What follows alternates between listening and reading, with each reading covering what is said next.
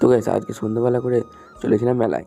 আর মেলায় আসতে আজকে আমার একটু দেরি হয়ে গেছে, সেই কারণে বন্ধুটিকে কিনা খুঁজে পাচ্ছিলাম না। আর তারপরে অনেকক্ষণ ধরে ঘোরাঘুরি করার পর বন্ধুটিকে ফাইনালি খুঁজে পেয়ে গেছিলাম।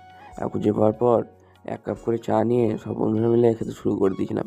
আর চা খাওয়া কমপ্লিট হয়ে গেলে আর তারপরে এরকম একটা দোকানে চলে এসেছিলাম।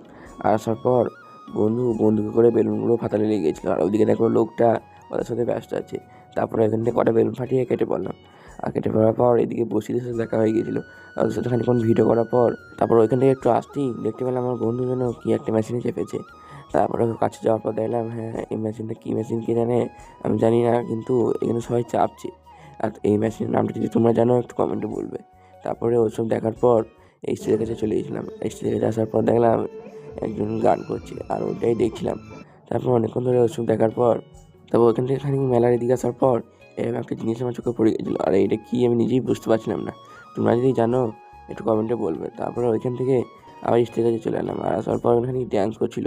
তারপর ওই ড্যান্স করা দেখার পর এরকম একটা খাবারের দোকানে চলে এসেছিলাম।